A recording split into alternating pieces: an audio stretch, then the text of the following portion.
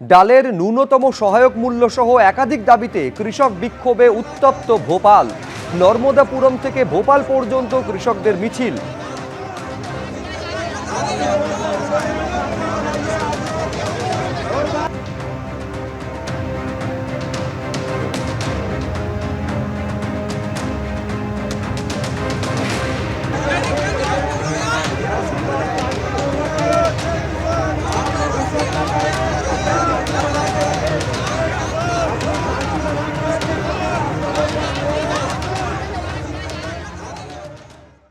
দানের রক্ত অর্থাৎ আমি, আপনি, আমরা, আপনারা যে রক্ত দান করছি সেটাও কি ভিন রাজ্যে পাচার হয়ে যাচ্ছে?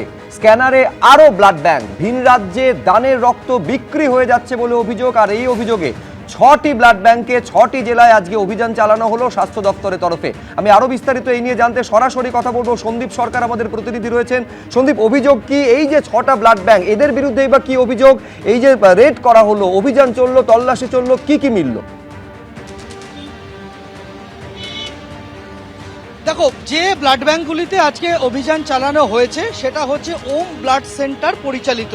কোনো ব্লাড ব্যাংক সরাসরি তারাই চালান, ওম ব্লাড সেন্টার নামেই সেটা চলে। আর কোনো ব্লাড ব্যাংক সেগুলি ফ্র্যাঞ্চাইজি নিয়েছেন তারা, অর্থাৎ অন্য কোনো প্রতিষ্ঠান চালায়, কিন্তু সেই প্রতিষ্ঠানের ব্লাড ব্যাংকের পার্টটা দেখার দায়িত্ব নিয়েছে এই ওম ব্লাড সেন্টার। এরকম 6 জায়গায় আজকে তল্লাশি অভিযান চালান স্বাস্থ্য দপ্তরের ব্লাড ট্রান্সফিউশন কাউন্সিলের সদস্যরা। এই গুলির মধ্যে তাদের মূল যে শাখা হেডকোয়ার্টার কলকাতায় তল্লাশি চলে এবং বিভিন্ন জেলার বিভিন্ন ব্লাড ব্যাংকে তল্লাশি চলে। এটা করতে গিয়ে যে তথ্য উঠে আসছে স্বাস্থ্য দপ্তরের আধিকারিকদের কাছে, স্বাস্থ্য ভবন সূত্রে আমরা জানতে পারছি শুধুমাত্র বেলেঘাটার যে সেন্টারটি রয়েছে, এই বেলেঘাটার সেন্টারটি থেকে 1,33 লক্ষ টাকার প্লাজমা বিক্রি করা হয়েছে গত জানুয়ারি থেকে মার্চ মাস পর্যন্ত। এই 3 মাসে 1,33 লক্ষ টাকার প্লাজমা তারা বিক্রি করেছেন বিভিন্ন বহুজাতিক সংস্থাকে, এমনটাই তারা তথ্য দিয়ে স্বাস্থ্য ভবনকে জানিয়েছেন। স্বাস্থ্য ভবনের দাবি, এ বিষয়ে আগাম তথ্য বা আগাম অনুমতি তাদের থেকে নেওয়া হয়নি, তারা কিছু জানতেন না। দ্বিতীয় যে বিষয়টা উঠে আসছে তা হচ্ছে যে চলতি বছরের 6 মাসে অর্থাৎ জুন মাস পর্যন্ত, জানুয়ারি থেকে জুন মাস পর্যন্ত প্রায় 25,000 ইউনিট রক্ত কালেকশন করেছেন তারা বিভিন্ন ব্লাড ডোনেশন ক্যাম্প থেকে, শুধুমাত্র বেলেঘাটার সেন্টারটির জন্য।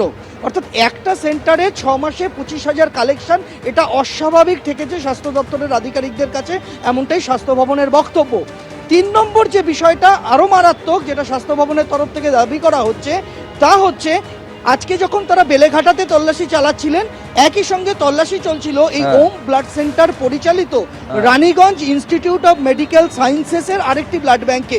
দেখা যাচ্ছে যে বেলেঘাটা ব্রাঞ্চ থেকে রক্ত রানীগঞ্জে পাঠানো হচ্ছে বলে দাবি করা হয়েছে, কিন্তু রানীগঞ্জের ব্লাড সেন্টারে রক্তের ওই কনসাইনমেন্ট পৌঁছায়নি বা কোনো নথিও পৌঁছায়নি। তাহলে মাঝপথে রক্ত গেল। এরকম একাধিক জায়গায় ডিসক্রিপেন্সি রয়েছে, তার মানে পুরোটা এক তো হচ্ছে যে তথ্য ব্লাড ব্যাংক তরফ থেকে জানানো হচ্ছে এবং তারা বলছেন যে স্বাস্থ্য ভবনকে জানানো হয়েছে, স্বাস্থ্য দপ্তর বলছে এই সংক্রান্ত কোনো তথ্য তাদের কাছে নেই। আচ্ছা, ব্লাড একটা জায়গা থেকে আরেকটা জায়গায় যাচ্ছে, এবার যেখানে যাচ্ছে তারা বলছে আমরা কোনো ব্লাড পাইনি। প্রশ্ন যে ব্লাডটা অর্থাৎ এই রক্তটা বিপুল পরিমাণে বাল্ক রক্ত, তাহলে কোথায় গেল? সেগুলো কি এইভাবেই তার মানে অন্যত্র ভিন রাজ্যে পাচার হয়ে গিয়েছে? এবিপি আনন্দ এগিয়ে থাকে, এগিয়ে রাখে।